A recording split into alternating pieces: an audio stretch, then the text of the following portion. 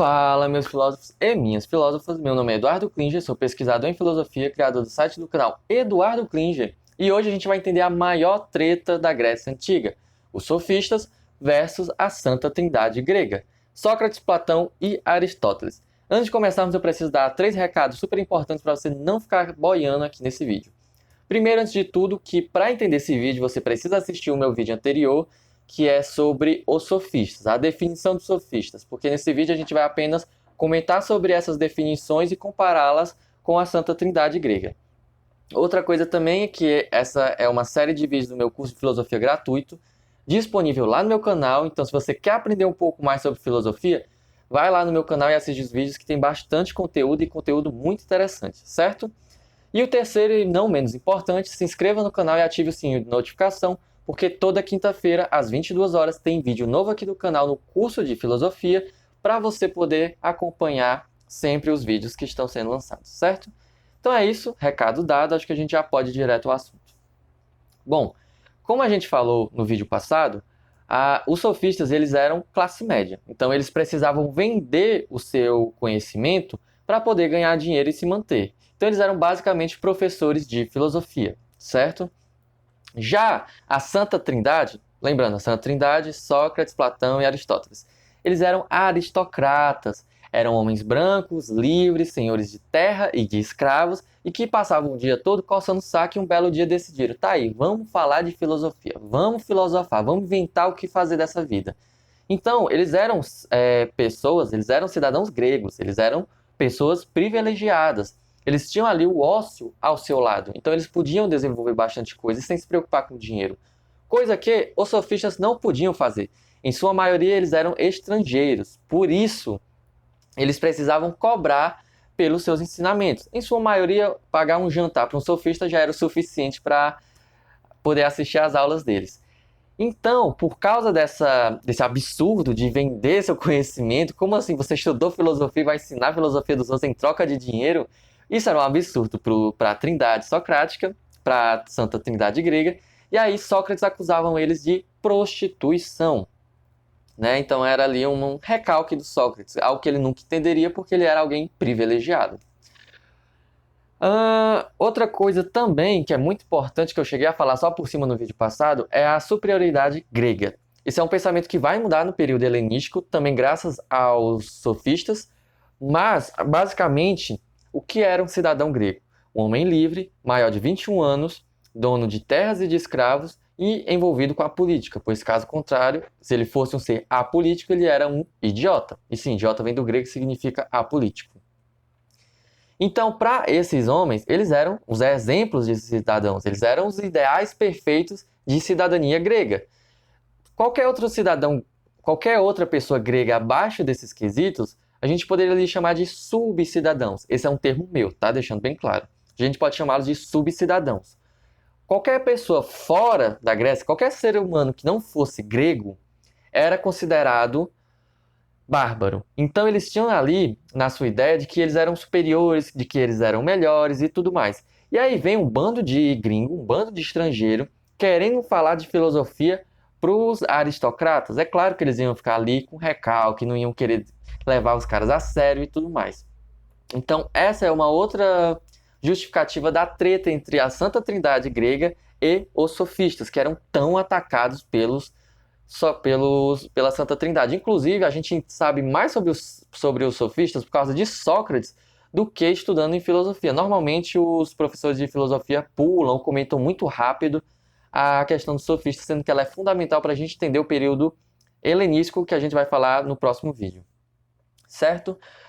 Outra coisa também, que agora é uma questão mais teórica da briga entre a Santa Trindade e os sofistas, é a ideia de verdade alcançável. Como eu falei no vídeo passado, os sofistas eram pessoas com experiência de vida, eram pessoas viajadas, eles vinham de vários cantos do mundo grego. Então, eles sabiam que existiam vários tipos de verdade e todas elas eram plausíveis. Então, eles não estavam ali muito preocupados com qual era a verdade, com qual era exatamente a origem do mundo ou tudo mais. Eles não tinham uma ideia de verdade.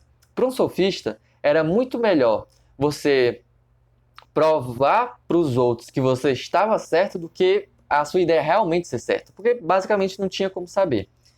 Então, o sofista era muito mais preocupado em convencer os outros, em persuadir os outros, do que realmente saber se aquilo que ele falava era realmente a verdade. Já para o grego, era o contrário. Eles se achavam os bichãozão, os fodão, né? Os caras que manjavam nos paranoia e tudo. Só que eles eram aristocratas, sempre ali no mundinho grego, só conversando entre eles. Então, a gente podia falar até de uma filosofia estagnada ali na aristocracia. Então, essa filosofia estagnada da aristocracia grega, quando confrontada com uma filosofia mais flex dos sofistas e muito mais variável, muito mais ampla, é claro que ela se sentiria mais ressentida. E aí vem a questão da treta do Sócrates dizendo que eles não estavam preocupados com a verdade, que eles apenas inventavam, que eles apenas queriam convencer as pessoas, que eles não tinham tanta preocupação em realmente conhecer o mundo, a essência das coisas e tudo mais. Mas era basicamente recalque mesmo, né? E a questão dos Sócrates ficarem ali no seu mundinho, dos aristocratas, melhor dizendo. Então, isso era toda a treta. E uma questão também muito importante é que os sofistas eles influenciaram o Sócrates e o Aristóteles. O Sócrates por quê? Os sofistas eles tinham essa ideia de persuasão.